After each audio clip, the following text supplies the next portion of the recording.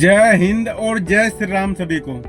दोस्तों, आज की इस वीडियो में हम इंडियन आर्मी की कंप्लीट स्ट्रक्चर के बारे में जानेंगे, जैसे कि section, platoon, company, battalion, brigade, division, corps, command. इन सभी चीज़ों के बारे में जानेंगे कि भाई इनका मतलब क्या होता है।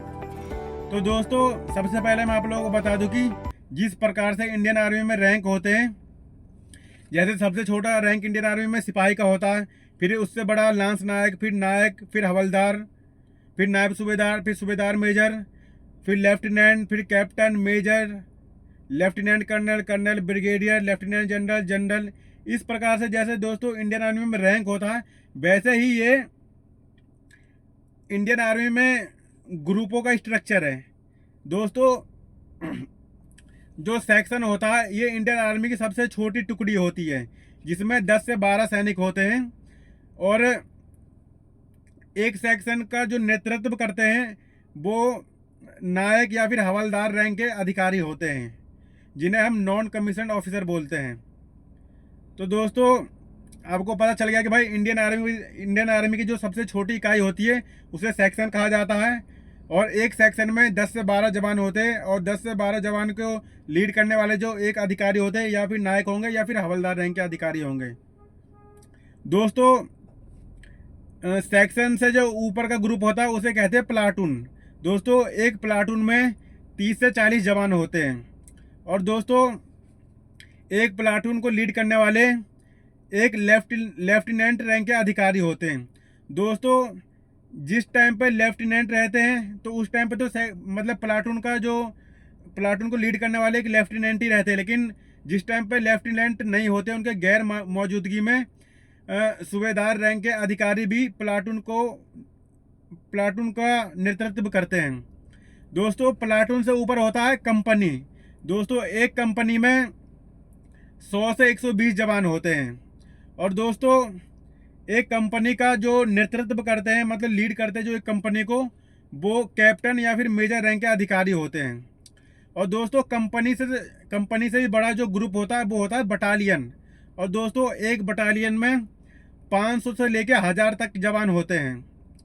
जरूरी नहीं एक बटालियन में 1000 जवान होंगे, किसी बटालियन में 500 भी होगा, किसी में 600 भी होगा, किसी में 700 भी होगा, किसी में 800 भी होगा, किसी में 900 भी होगा, कभी किसी में 1000 भी होंगे। मतलब एक बटालियन में 500 से 1000 सैनिक होते हैं, और एक बटालियन को लीड करने वाले जो लीडर होते हैं उन्हें सीईओ कहा जाता है, कमांडिंग ऑफिसर, जिन्हें हम कर्नल बोलते हैं। मतलब कि दोस्तों एक बटालियन का जो मुखिया होता है, जो लीड करते हैं, वो कर्नल रैंक के अधिकारी होते हैं। दोस्तों, बटालियन से जो ऊपर का जो ग्रुप होता है उसे हम कहते हैं ब्रिगेड। और दोस्तों, ब्रिगेड में कम से कम 3 से 4 बटालियन होती है। अभी दोस्तों मैंने आपको क्या बताया था, एक बटालियन में कम से कम 500 से लेकर 1000 जवान होते हैं, और एक बटालियन को एक कर्नल लीड करते हैं। लेकिन दोस्तों जो ब्रिगेड होता है, एक ब्रिगेड में कम से कम 3 से 4 बटालियन होते हैं, और दोस्तों एक ब्रिगेड को लीड करने वाले एक ब्रिगेडियर रैंक के अधिकारी होते हैं। दोस्तों, ब्रिगेड से ऊपर आता है डिवीज़न। दोस्तों, डिवीज़न को जो डिवीज़न, पहले ये समझ लो डिवीज़न होता क्या है। दोस्तों, 3 से 4 ब्रिगेड मिलकर एक डिवीज़न बनता है, और दोस्तों एक डिवीज़न को लीड करने वाले जो अधिकारी होते हैं उन्हें हम लेफ्टिनेंट जनरल कहते हैं। और दोस्तों, डिवीज़न से ऊपर होता कोर। जो कोर होता है दोस्तों, 3 से 4 डिवीज़न, समझ सकते हो आप कितने जवान हो जाएंगे डिवीज़न में। मतलब कोर में 3 से 4 डिवीज़न को मिलाकर एक कोर बनता है, और एक कोर को भी लीड करने वाले लेफ्टिनेंट जनरल रैंक के ही अधिकारी होते हैं। और दोस्तों, कोर से भी बड़ा हो गया कमांड। दोस्तों, हमारे टोटल 7 कमांड है इंडियन आर्मी की, जिनमें से एक ट्रेनिंग कमान है, बाकी टोटल जितने भी वो फाइटिंग कमान है। और दोस्तों,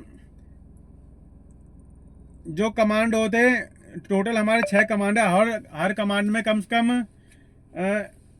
एक एक लेफ्टिनेंट मतलब लेफ्टिनेंट जनरल रैंक के अधिकारी होते हैं जो लीड करते हैं। और दोस्तों कमान से भी ऊपर हो गया इंडियन आर्मी हेड क्वार्टर।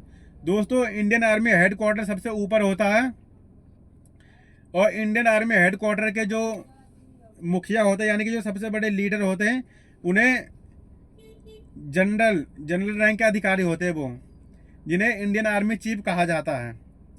तो दोस्तों आपको मेरी दी हुई जानकारी अच्छी लगी होगी और आपको पता चल गया होगा कि भाई section, platoon, company, battalion, brigade, division, core ये सभी चीज़ें होती क्या है। तो दोस्तों मैं आशा करता हूँ आपको मेरी दी हुई जानकारी अच्छी लगी होगी।